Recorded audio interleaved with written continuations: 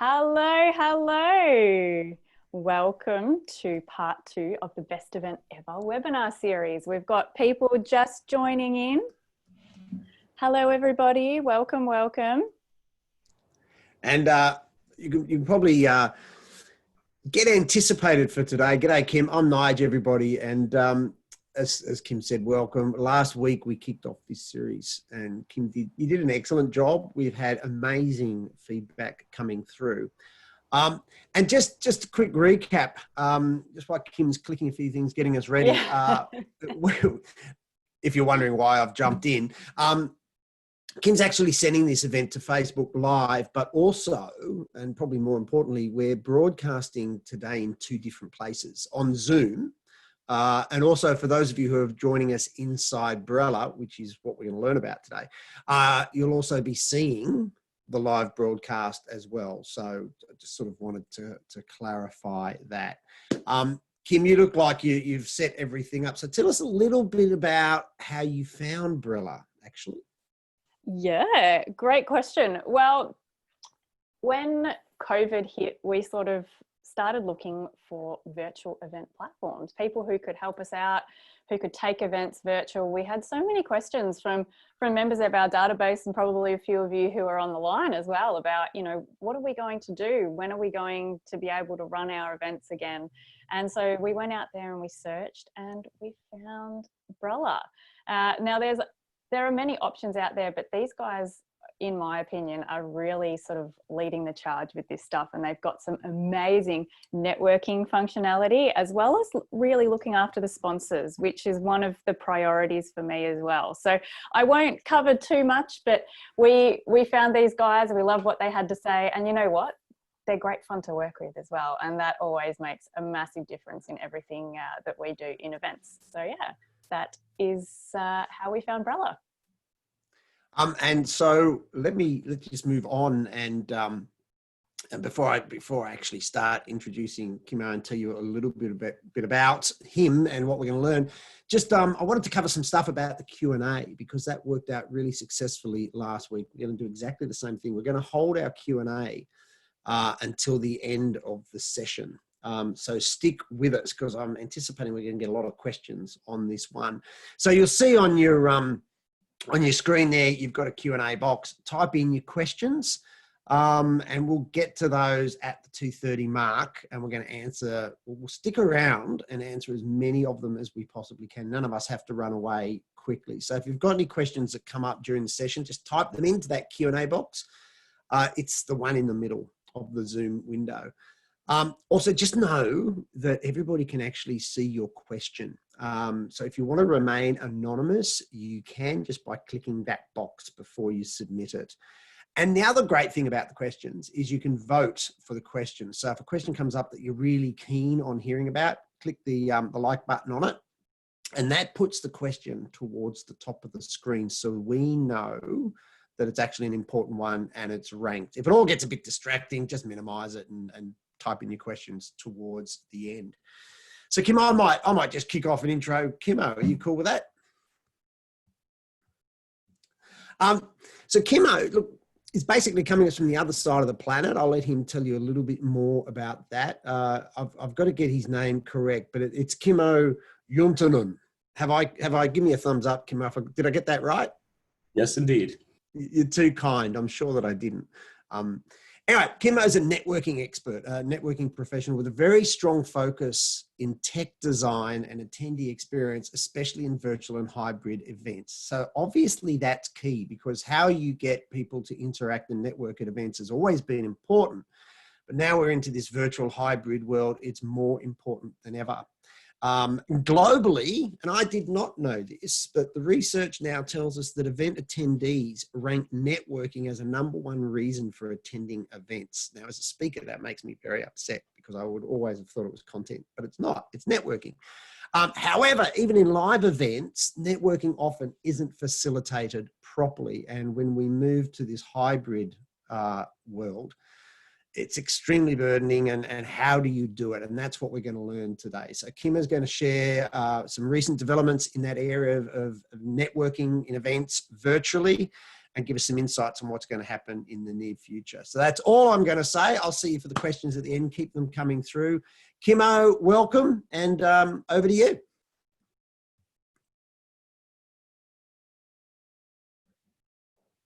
Here we go. Let's get myself unmuted. Thank you very much, Nigel. It's a pleasure to be here. Welcome everybody on my end as well. And greetings from Finland, from indeed the other side of the world. And I'm very happy to be speaking with all of you. And I'll be sharing a lot of examples on what we're seeing across the world today with different event planners taking the step to going virtual, and also preparing for the hybrid wave that we have upcoming for the events this winter, and maybe still ongoing. So can I just interrupt you right at the beginning? And this is completely unplanned. We've actually, the first questions come in, which I should have ticked off, is should we be logging into Brella during this meeting? Now, the answer to that is no, not really. But can you just explain the mechanics of that, just so we've got that clear before we kick off? Yes. So if you'd like to watch this session within Brella while being able to also set a few meetings with your event organizer colleagues, you can actually watch the video within Brella. And I just turned it on once the stream started. It should be live now, and you're able to see it within Brella completely. At least it does show for me. Please let me know if you have any problem seeing it. The ideal browser for your experience would be the Chrome browser. So if you have some other, there may be also some other issues. So maybe switching a browser could also help you out there. All right, let me share my screen and we can hop into the presentation. Here we go. Let's see if I can make. Okay, just a moment until I can make you all smaller. Here we go. Now we can get started. So a little introduction on Brella before we get started, so you know the context of where I'm coming from. Brella is currently being used in about 60 different countries around the world. We do a little over 1,000 events annually. Our most familiar market is the United States. They're very into networking there as well, but also all around the world. The main thing we are seeing for people to need from their events is definitely the engagement with each other. They want to go to events to get great experiences, great learnings from the content, but they seem to prioritize the right segments to find return on their investment as well. So getting those contacts they really need. So it's not about what you know, it's who you know. We work with a lot of the major companies in the event space. The largest one being Informa, of course, and great corporations organizing very interesting events for their communities and internal events as well. Let's go to why we're here today. We had a vision in Brella what the industry is going to look like in the beginning of this year, what has been happening and what's happening right now. So the shift in the events industry from 2010 to 2015 was we went from paper to digital. We had a lot of different apps and tools surfacing for people to get rid of the papers and notes they were doing at the events. 2015, 2019, we saw a large amount of event engagement. So different tools focusing around engagement with the stage, with people, matchmaking tools helping people talk to each other. This was also when Brella became extremely popular with the matchmaking functionalities we have. And we had a vision for the future that this next 5 years, 2020 to 2025, is going to be definitely the age of matchmaking. So people are going to be looking into building their network, and everything would circle around it. And then already ongoing towards 2025, it would all be data oriented. So everything would become electronic, and our experience of events would get more and more specific, more measurable, more anticipatable. So all of that would happen. But then something else happened, and 2020 brought very heavily the virtual events instead of everything else on the track. And that's of course what we're going to be talking today. So starting from the beginning of the year, it's been mainly virtual events that we are seeing across the world, and of course many physical events have unfortunately had to cancel and postpone their events going towards the summer, and now are planning to do a lot of their events virtually or in a hybrid format for the fall. Main topic that we will try to have you, the one thing I want you to have an answer to is how to actually go about setting a virtual event. So what are the main things I need to look at when setting up my event? And if you have any questions regarding this after my short webinar speech, you can definitely have all of those questions from me as well. The main things are platform, the return on investment for both of your attendees and exhibitors and sponsors, and the engagement and information for your attendance. So I wanted to highlight that when you're looking at the different types of platforms out there, as Kim mentioned in the beginning, there are a lot of different types of platforms. The main things to look at, as Nigel pointed out, is the engagement. The number one thing attendees are looking for is networking. They want to get connections. They want to get connected with each other, with all of the different providers they are interested about. That's why they go to the event. If they didn't want to get connected with each other, they'd probably go to the movies to watch great content, or have a webinar such as this one, instead of being fully connected with each other constantly. So that's the difference, where we kind of draw the line between the platform. On the Brella platform, those of you who are there, you are able to actually see other people, and you can suggest meetings with each other. And I recommend you try that. The platform will take care of scheduling for you. We definitely, I would have you focus also on the seamless experience for your attendees. Jumping between different platforms is not a great experience, and attendees may get lost very easily. And being able to provide, of course, the exposure and engagement the sponsors desire. This is by far the most important thing for my clients, at least, going to making their go or no go decisions on their events, is whether if the sponsor is going to follow them into the virtual event. And that is a great segue to the sponsor return on investment. So a platform that can push engagement for the sponsor is crucial, because that's in the end what they want. We will dive into it a little bit later on the presentation as well, the different ways you can do that, but that's definitely the key thing. They want measurable, actionable results, and they want a clear plan on what they can do. And for attendees, the experience in virtual needs to be captivating. So do not treat your attendees as a receptacle of content that you provide. Have them get involved, let them send in questions, let them even co-create your event with you with the right toolkits. This is a great time to experiment with new things, and maybe some of these new practices can follow us also for the future as well, making the events even more interactive in the future as well.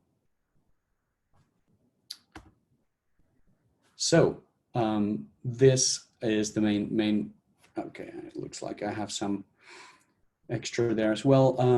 How do I bring the sponsors online with me? This is the second biggest question, as I mentioned, for the presentation today, and we're going to jump into the Brella platform to look at that. I hope the screen share will follow me. No, I will need to actually reshare my screen to make that happen. Just a moment. Here we go. Let's continue from here. So I'm actually going to use the demo environment we have, or as the demo environment, the Brella event we have for the best event ever. And you can see how the platform actually works, and you can already see some of the people there as well.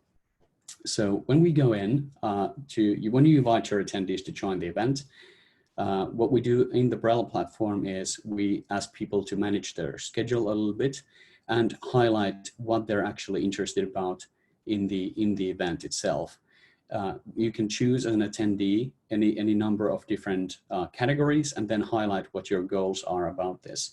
So in this case, at this event, we have I plan, I work for, and I'm interested in to help people learn about the event itself. I'm going to offer some event advice here, and I'm going to network about networking. There we go. I'm going to proceed, write an introduction of myself, and the artificial intelligence will actually now rank me with all the other people on the platform. So I get a recommendations both based on the activity of these people on the platform and the selection we've made. So with Michelle, we've now matched with coffee and virtual event softwares, for instance, and the event help and advice. So that's why we're ranked very, very high with each other, but she's also so active that she's ranked above the other attendees. Kimmo. As I mentioned, yes. Sorry, Kim's just jumped in here. It's the Kimmo and Kim show. Hey, I just wanted to let everybody on the line know. So the categories that Kimmo was just explaining. So for those who have jumped into our Brella platform and chosen them, when you're selecting, I'm interested in coffee or chocolate, these are the categories that I actually selected for you. So as the event manager, you can go into the back end of the platform, and it's really simple to do. You just choose categories that are relevant to your attendees. So this is where I see massive power in the networking, where you can really connect people who are looking to purchase the same thing, network about the same thing. Maybe they're looking for jobs in the same area. So sorry to jump in there. I just wanted to let everybody know how easy that was to set up, and that you also have complete flexibility over any of those categories. Yes, thank you, Kim. That's a really, really good point. As an event organizer, quite many of the events are quite different. You want to service different groups of attendees. So having these customizable matchmaking categories really helps setting up the kind of event that you need to have as far as engagement and people's interaction goes. And of course, this kind of functionality helps the exhibitors tremendously to find their potential leads at the event itself, which we will dive in right now. So you can see the main stage here. Just quickly, if one of you hasn't found it yet, you can join in by adding your name and email and simply clicking join. You will also be able to answer polls as soon as we turn them on at the end of the session. Going into the sponsor side, within the sponsor booth, this is where most of the traditional magic happens. So what we're seeing for the sponsors' needs in the virtual environment is a twofold. They have two goals. The main thing is that they want to pitch their product or service to their attendees and find their warm leads at the event. So the way they obviously traditionally go about this is they have as much exposure as possible. They want to have their own keynotes. They want to have their logos and their booth available, and then attract as many people to the booth as possible. They want to validate which ones of those could be the warm leads, and then engage with those attendees and pitch them the product or service. For all the rest, they want to get their contact details, follow them, nurture them, and hopefully turn them into warm leads later on. So both of those functionalities are available here at the Brella booth. So basically, you are able to have your own materials presented at the booth itself. So you can have videos, PowerPoints, PDFs, not all numbers of different things in this content carousel in the middle. And you can have a chat for attendees to talk and ask questions from the presenters. And you can see here the company representatives of the booth and highlighted well for the company. So as an attendee, I could go and set a meeting with the company representative, or if an attendee is asking questions in the chat, I can go and set a meeting with them directly from their profile. We can also embed digital marketing pipelines as part of these content sessions. So you can actually have a call to action form or a subscription available as well as part of your virtual booth. But if a sponsor is looking for the engagement, as I mentioned, that's the number one goal for them usually. What we can actually do is we can go back to the matchmaking and use the filtering, because the filters are fully customizable and the matchmaking categories is customizable. You can actually offer your sponsors a matchmaking category of their own. So let's say that I want to offer audiovisual support as a sponsor. So this could be highlighted as a Brella service in the matchmaking. And when attendees are selecting this, they will do so organically because they're interested about it, just like you did. Now I can choose this interest for myself in the filter, and I can look at goals of explore getting or buying or networking about this topic directly. And I can use this to find all of my warm leads at the event directly. So this is a huge superpower in comparison to the good old days where I had to try to validate everybody very, very heavily. Instead, I'll get a list of the potential leads right away. So that's a great example of providing sponsor value directly on the virtual side of things. All right, I think that's the sneak peek we will do in the platform side. And then let me get back to my presentation. Okay, looks like we have disappeared it somewhere. Just a moment.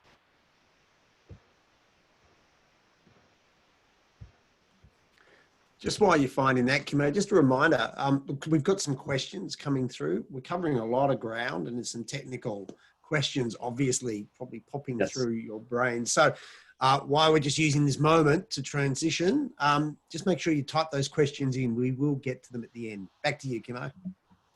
Perfect. I wanted to talk a little bit about the content. We still have a couple of minutes left before the questions we're taking the questions that you've sent. The main things we're seeing from my clientele as well is, should we do live streaming or on demand? How can we engage the attendees during the content, and how to train and manage the speakers and panelists during our sessions? So we can dive deeper into this during the Q&A, but for live streaming on demand, I say do both. Try to manage your workload. If you have a lot of content, make some of it on demand, but make it available at a specific time and tie your attendee engagement in with Q&A. So have your speaker or moderator or a specialist available on a given time. Tie your on-demand content within your event schedule so that it is still dynamic for the attendees, but then for those who can't make it at the time can enjoy it later.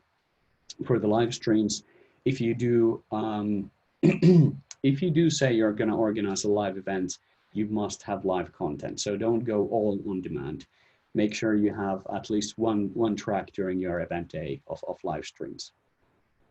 The attendee engagement is immensely important.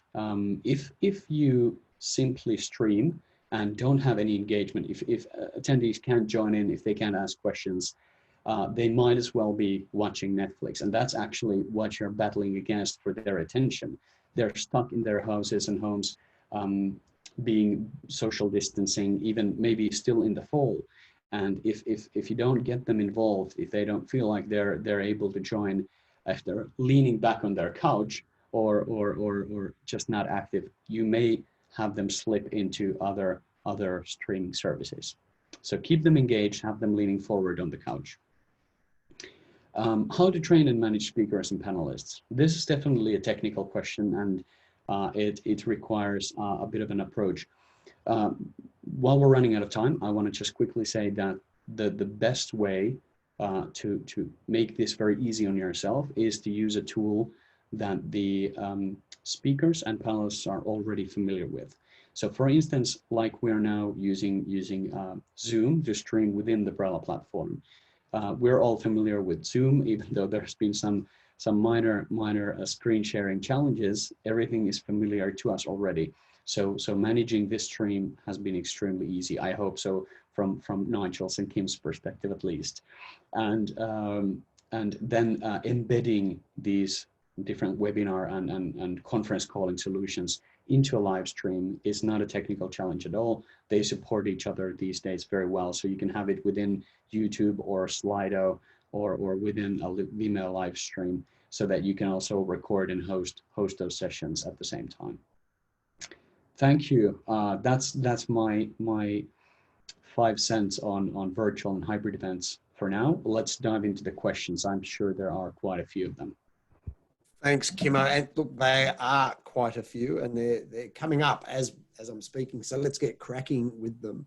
The first one, and we've got popular by demand. It's got a number of votes on it. You can see there. Besides Q&A and live polling, what have you found that's a great way of engaging attendees? During the sessions, live polling is definitely one of the nicer things, and obviously having a chat window where they can converse about the topics like within Zoom.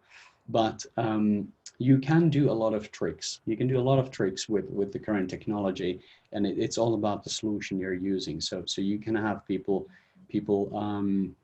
joining in on the session. You can actually invite them to be a panelist as well, upgrading them during the sessions, making them different, having them speak out or show their face even. So you can prepare and try to be surprising about how the attendees are able to interact with you.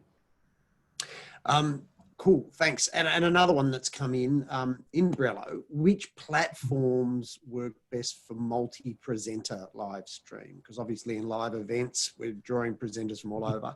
So yep. What are your thoughts on that one?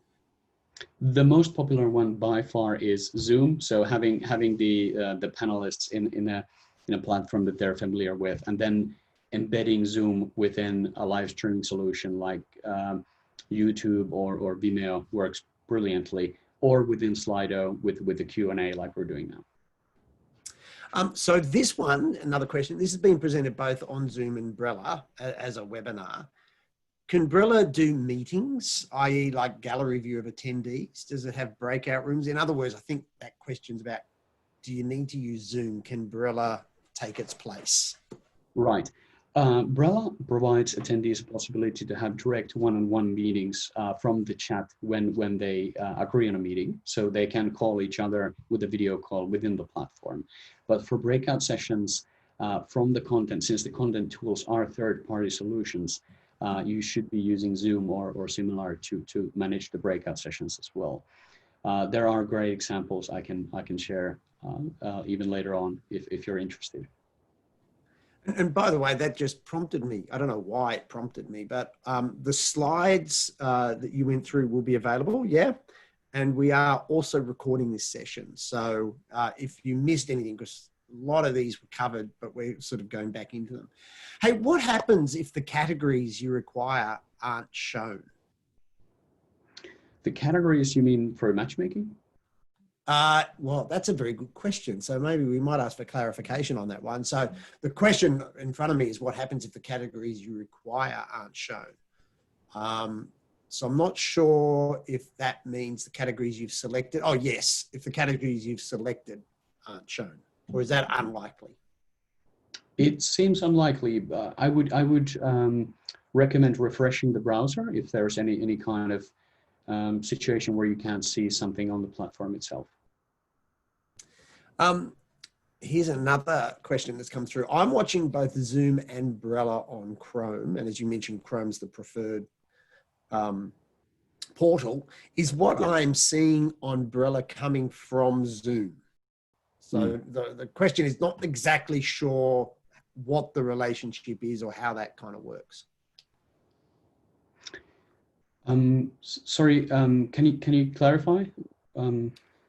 Yeah. So the question came from an anonymous attendee, but let's if you're still on the line, if you could just clarify exactly that. So I'll read it again. I'm watching both Zoom and Brella on Chrome. Cool. What I'm seeing on Brella is what I'm seeing on Brella coming from Zoom. Yes, directly. Yeah. So it is facilitated within Zoom, but then embedded within a tool called Slido, which then facilitates the Q&A on the side as well. Right. And So- Slido, so- you did Yeah. show us a bit about that earlier. Yeah. So the window So is Slido. yeah, and obviously we sent out a link last week, but there will be a link, and so people can go in and play and learn on all of this, which I urge everyone to do. Getting back to the category questions that came in, there's no category for incentive operator. So you can add categories if they're not listed. Yes, as the organizer, you have full power to customize and add any number of categories as part of the event. But as an attendee, it's not possible to add categories yourself. Okay, cool. Oh, here's a nice question. I like this question. When you're broadcasting, what kind of background, i.e., plain white or their home background, as you're seeing behind me, my office, do you actually suggest to use to ensure that a speaker really stands out? And how do you make it look consistent across all speakers? Now, I'm assuming I'm making an assumption here, Sarah, but obviously on Zoom, we have backgrounds, which if they're not lit right, can be a little bit fun and a bit of a lottery as to how they appear. So what's your advice on the use of backgrounds? Right. If you do want to make sure all of your speakers and panelists have a matching background, for instance, an event picture itself, make sure to send them a widescreen for their presentation space. So that's the only way to ensure that any computer can handle the background picture. So you need to make sure that their physical space can live up to the background as well. The computer requires a little bit more processing power in order to create a background if the background is not like stable like mine, so I wouldn't be able to use it. That's really interesting. I didn't know that. So there you go. Thank you. Hey, here's an interesting one. The question comes from Janine. I found there are pluses and minuses from both Zoom and Google Meets. Is there any other platform that supersedes either of these? In other words, what's your weapon of choice as far as the platforms go? Well, definitely for panel discussions themselves, Zoom is by far the most familiar to all the presenters. But then for attendee engagement and actual event experience for the attendees, obviously they're not interacting with either one. So they're interacting in our events. They're interacting with Slido, with YouTube, with Vimeo live stream. So attendees have nothing to do with the tool that the speakers are managed on the event itself. Yeah, cool. So we still got time for some more questions if they come in. I have one question. It's a bit of left of field and it's a bit of a personal question for you, Kimmo. Assuming that I got your name right, Juntanen. Did I get it right again?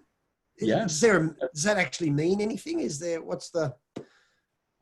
Yeah. Juntanen it's a bit of a random question, but why not ask? It's a Finnish name, and it means a small path in the woods, actually. So it's a quite popular name here. Where do you see, if we had this meeting again in 12 months' time, is there an evolution? Where do you see the industry heading? Not so much Brella itself, I guess, but where do you see us going in the next 12 months with this shift from virtual into hybrid? What's your view on that? That's a really good question, Nigel. I feel that we took a leap 5 years into the future. We estimated at Brella that the industry is going to shift with the current mega trends before the COVID hit, that the hybrid events are going to come in slowly with the people opting not to fly to events anymore because of the carbon footprint and also the costs. So we estimated that organizers are going to start offering more and more hybrid events. Now we're already there. So the virtual is in place. Everybody's used to it. So I believe the hybrids will be here to stay. The attendance cost, the cost to attend events, and the cost to the kind of to save that carbon footprint is going to be a valid reason for a lot of attendees and even sponsors to join events in a different way. And I think we're going to see that for the future as well. Yeah, okay. We do have some other questions come up. Before we do that though, for those who are on the Brella system, just in and out, we actually have some networking meetings available if you want to explore the meeting capabilities after this session. Actually, Kim, I might throw to you just to give us a bit more on that one, if that's cool. Yeah, sure. Yeah, go ahead. Kim. Oh, Kim, not Kimmo. That's the point. No, Kim, not Kimmo. Sorry, Kimmo. I'm going to put you on the side for a second. Let's yeah. Yeah, definitely. Yeah, 100%. So what we've done, if you're joining us from the Brella platform, is we've put together a few networking meetings. So if you're in there, jump in and you can actually connect with other attendees and request to have a meeting with them. And you'll see how the software works. It'll set up a video meeting between the two of you, which is a really cool feature of the software platform. I thought maybe, if you don't mind, I'll just sort of clarify too to those who are on the line. I know we've had a couple of questions about the Brella platform and the fact that we are using Zoom. So from an event manager's perspective, I want to kind of for you to think about Brella or whatever virtual platform you end up using being like your virtual venue. So this is where it houses your sponsors, all of your attendees, where the schedule comes through and the live streaming. But then you also need an additional piece of software, whether that is a Zoom or another kind of live broadcasting service that then plugs into Brella. So Brella is kind of like your live venue and your networking and your sponsors and things like that. And then you also need another piece of technology that's going to help you live stream your speakers and your content. So I hope that clears it up a little bit in terms of the differentiation there. And we can also help you through that if you've got any questions. One thing that I was actually supposed to jump in also and have a chat to you guys about was managing the event on the day to minimize technical glitches. And I know this is a massive, you know, I guess, a scary point for event planners, especially live events too. So a few things that I just sort of jotted down, as Kimmo was saying, have some pre-recorded content, have stuff, you know, up your sleeve that you can push out if you need to, if you're having technical difficulties, you know, streaming speakers in so that your event doesn't come to a grinding halt. As you've seen on today's webinar, the power of having Nigel as your MC to jump in when we're, you know, swapping between screen sharing and things like that. It really just keeps your event flowing. Another thing to help you minimize those technical glitches could actually, you know, be doing a run through with your key speakers. So we did that this week with everybody for the webinar, and that's scheduled in on the Monday before each of our sessions. And we also jumped onto the call half an hour early to get everything set up, make sure everyone's internet and microphones and all of that is working. And if you were on my webinar last week, I also spoke about the team who need to be there to help you prepare for your event. So it's ideal to have someone on the line answering the questions, the Q&A, the technical questions. So we've got Luke from our team who's been doing all of that behind the scenes for us today and acting as our sort of help representative. And then depending on if you have breakouts or just one main plenary stage, my advice to you would be to have a technical support person running each of those streams for you to manage the speakers, talking to the speaker that's coming up, making sure their microphones and their video are all set and working. So really doing, I guess, all of your homework and putting together your team much like you would for a live event to make sure it's all going to run on the day. Cool. Thanks, Kim, and thanks for the plug. We've also got some other questions, Kimmo, which we'll get back to. Do you offer training sessions on Brella so that people can get further understanding of its capabilities, or is it best to jump on and do a demo? What's your advice on how to learn this and get it under our skin more? Right, so we have quite extensive information available on the website itself, but if you actually want to approach it as an event organizer, how to set up events, I would suggest you would do a demo with the Brella team. And then we have, for the organizers, once we've run them through the basics, we have a very excessive database and step-by-step instructions on how to create the event. I believe Kim and Luke did most of the work based on the database as well. So I did very little on the training side, setting this up. I've just launched a poll online. So if anybody would like to have a chat about Brella, maybe do a bit more of a personal demo specific to your event, please jump on and say yes. We'll just leave this up on the screen for another few seconds. If you miss out, just drop us an email and we are more than happy to help you out. Oh, Fantastic. There's still voting. Go wild, people. Yeah, and we still get questions coming in, which is brilliant. You're going to be here till 6 p.m, Kimmo. That's our time. I'm not sure what time it is in Finland. What time is it over there? It's 7:40 in the morning, so it's fresh up early. Are you a morning person, or are you like most event people, an evening person? I work a lot with our Australian clients, so I am a morning person now. Today. I probably wasn't before. A couple more questions. There's one that's come through on the chat. If I can actually ask, if you've got a question, to put it on Q&A so we don't miss it. But we are trying to get to all of them. How new, this is a bit of a question and a compliment for you. How new is Brella as a platform? And the comment or the compliment on this one is, and if it is relatively new, you guys should enter this into the Awards as a tech innovation. So there you go. Thanks, Sophie. But how new is Brella? Right. So originally the platform has been developed 2013, and obviously it's evolving at a great speed right now with the pressure from virtual and hybrid side of things. So actually the virtual event functionalities we have released only this year. So they are very, very new, and we have a huge gratitude to our tech team for all of that hard work. So you are on a massive learning curve like the rest of us, which is fantastic. Yes, exactly. As I mentioned, we had we had like a 5-year plan that the hybrid will come. So we had a vision of it, but then we rolled it out in 6 weeks, which was quite a heavy operation. Is that? Do you think that's the old, necessity is the mother of invention? The fact that COVID came along, and I'm not saying it was a good thing, but it got you moving. There are times like this when you have to get innovative and you have to get ingenious, I guess. And so in a way, we've ended up here with this great new platform. So it was a kind of a help, I suppose.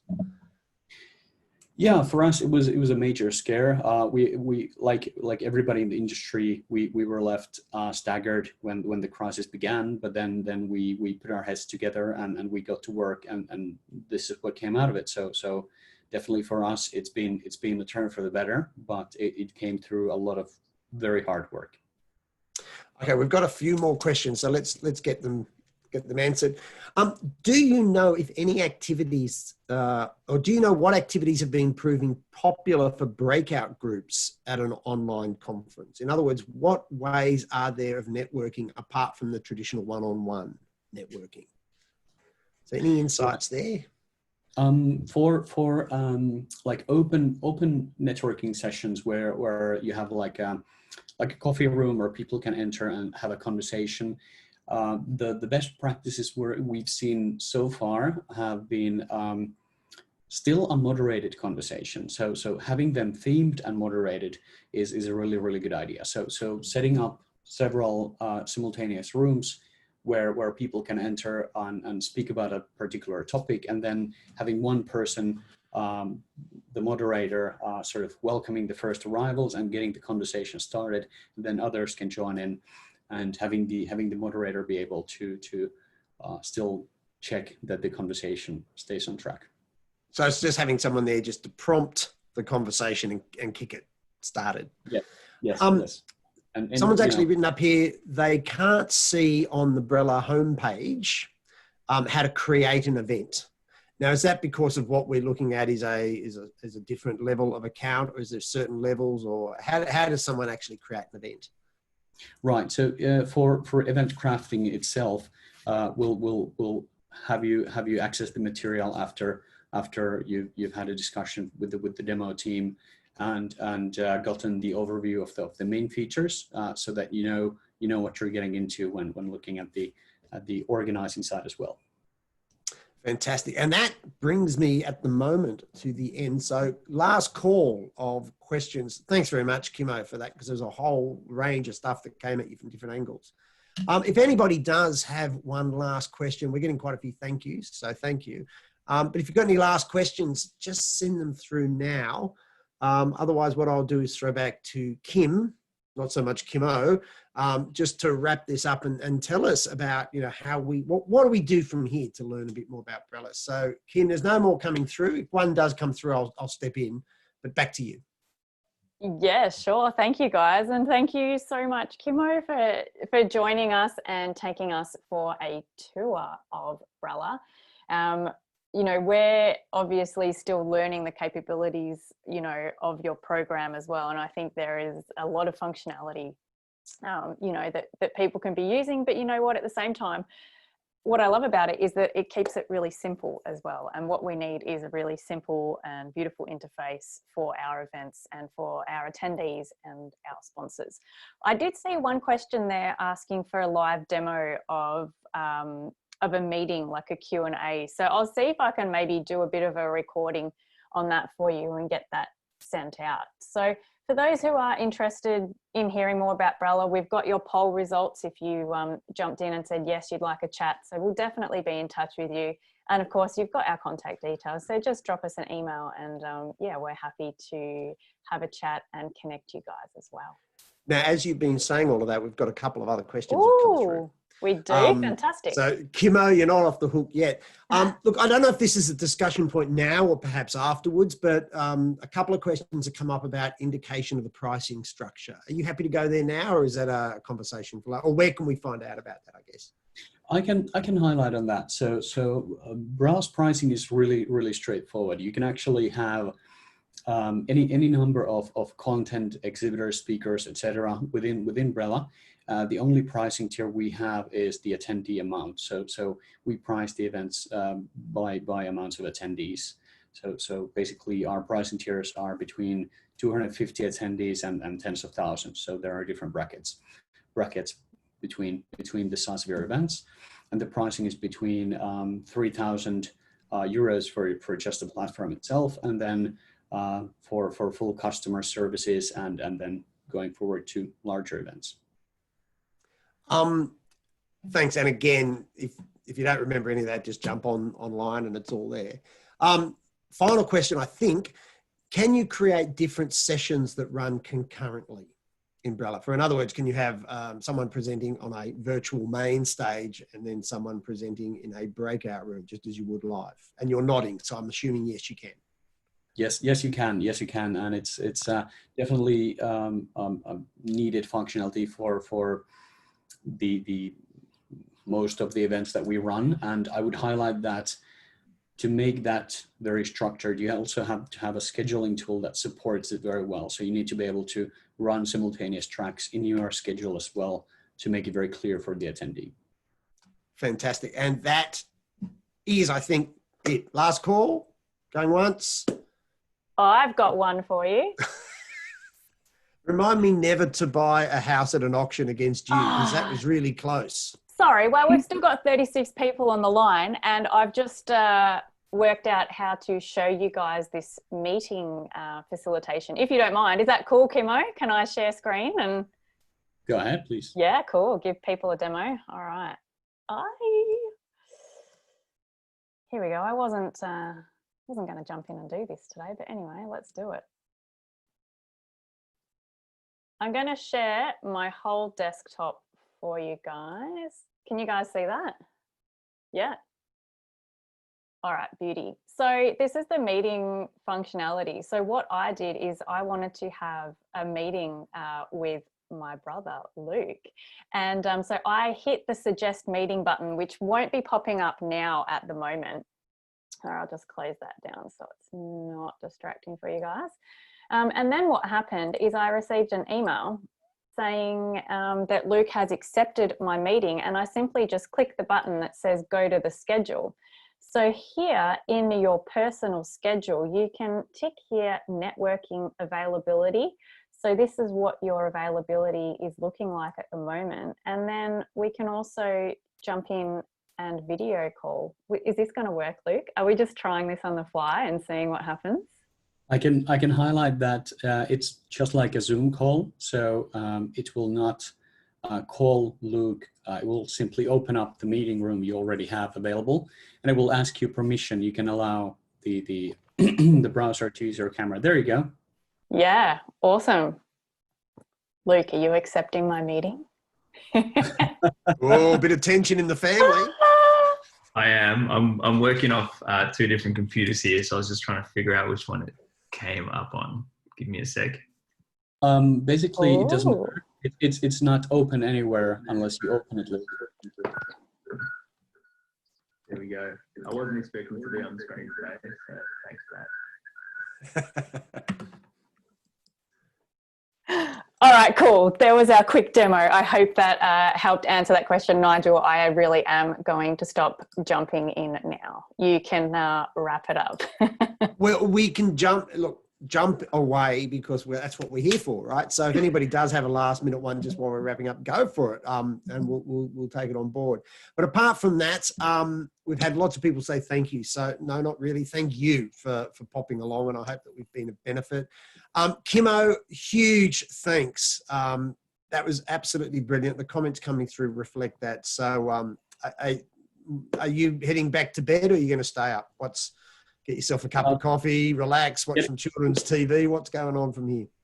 Getting started with the day. It's now it's getting to be 8 a.m. here, so we get the EMEA region. They started here. So thank you so much. It was really my pleasure to be here, and I'm happy to answer any other questions that come up later as well. Fantastic. And we'll obviously send through the slides. We'll send through a recording of this and contact details.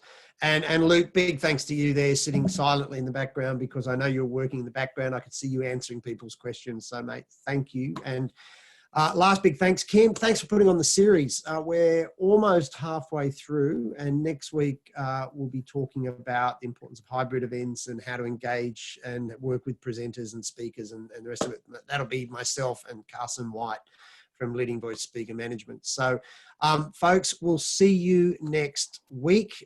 Kim, final words, over to you. All right. Well, thank you. We look forward to seeing you guys next week. As Nigel said, it will be himself and Carson, and I'll be on the line, and we'll be talking all things speakers, MCs, engaging content. And this is something that a lot of event managers have questions around now. It's new territory for us all. So jump on and get those questions coming, because we can't wait to have a really honest and open conversation with you guys about all of that next week. So thanks so much, guys, and we'll see you then.